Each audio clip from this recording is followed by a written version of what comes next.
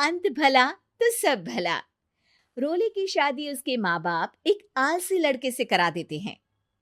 चलो, रोली की शादी हुई और हमने गंगा नहाई। और क्या, बेटियां तो होती ही हैं बोझ। हाँ, पर अब क्या चिंता, उतार तो दिया बोझ तुमने, अब वो लोग समझे। ससुराल में रोली का पति कहता है, देखो, मैं कोई काम नहीं करता, ये बात तुम्हारे मम्मी पापा को बता दी थी मैंने। अब जो किराया आता है दुकान का, उसी से घर का गुजारा करना है। कभी भूल से भी कोशिश ना करना किसी चीज की डिमांड की। क्या मम्मी पापा को पता था कि आप कोई काम नहीं करते? और क्या, बड़ा अच्छे से पता था। उन लोगों को तो तुम बोझ लगती थी, बोल रहे थे कि बस शादी कर लो और कोई मतलब नहीं है। रोली को यह सुनकर बहुत गुस्सा आता है, लेकिन करती भी तो क्या, क्योंकि वो जानती थी कि उसके माता पिता ऐसे ही हैं। जैसे तैसे रोली दिन काट रही थी। रोली को एक प्यारी सी बेटी होती है। धीरे धीरे वो बड़ी होती है और उसके साथ उसकी जरूरतें भी बढ़ती जाती है। सुनिए जी, अब तो सिमी बड़ी हो रही है, उसका स्कूल में दाखिला कराना है।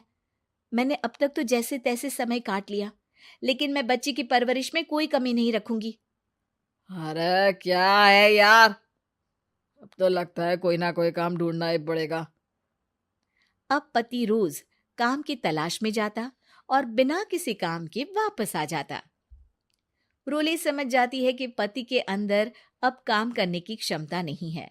वो बेटी को उच्च शिक्षा देने के लिए कुछ करना चाहती थी, लेकिन करती तो क्या करती। एक दिन रोली की सहेली कहती है, रोली, मेरी कोई औलाद नहीं है। अगर तू मेरी औलाद को जन्म दे तो मैं तुझे तेरे मुंह मांगे पैसे दूंगी। अरे, तेरी औलाद को मैं कैसे जन्म दे सकती हूँ? सरोगेसी से। बच्चा मेरा और वैभव का ही होगा, लेकिन कोख तेरी होगी। ये संभव है रोली।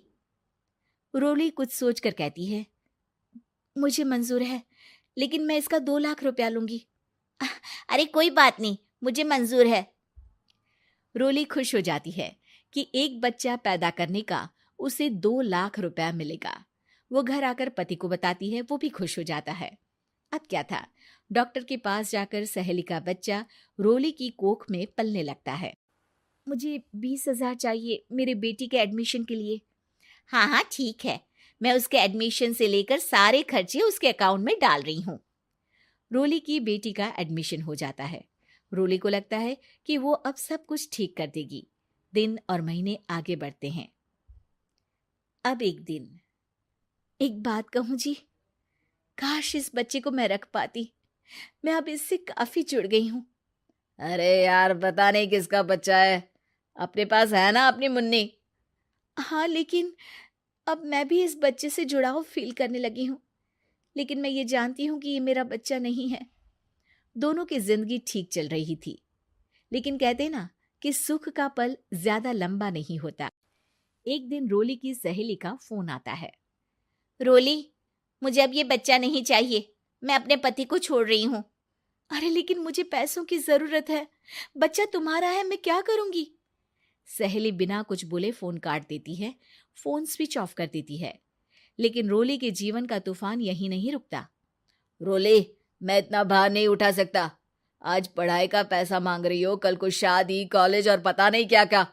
मैं तुम्हें छोड़ रहा हूँ, अपनी बच्ची उठाओ और निकलो इस घर से।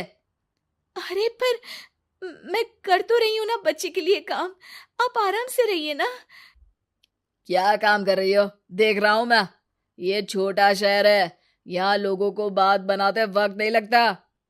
तो मैं क्या करूं? ज्यादा पढ़ी लिखी नहीं हूं, कैसे घर के खर्चे चलाऊं? और आप तो काम करना ही नहीं चाहते। हाँ, ना चाहता हूं और ना ही करूंगा। रोली को पति की बात पर काफी गुस्सा आ जाता है।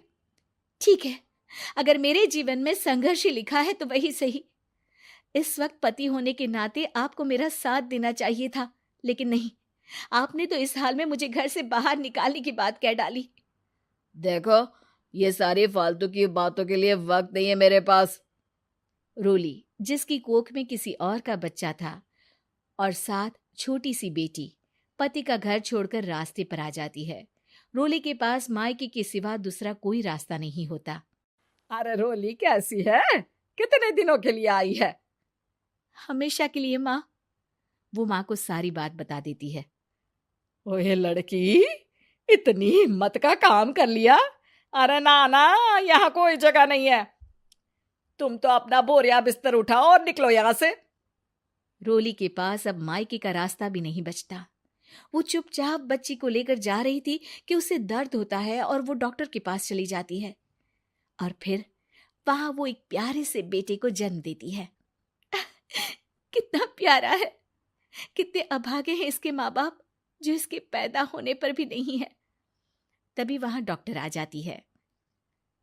रोली, बच्चे के पिता तुमसे मिलना चाहते हैं। आपका बहुत बहुत शुक्रिया।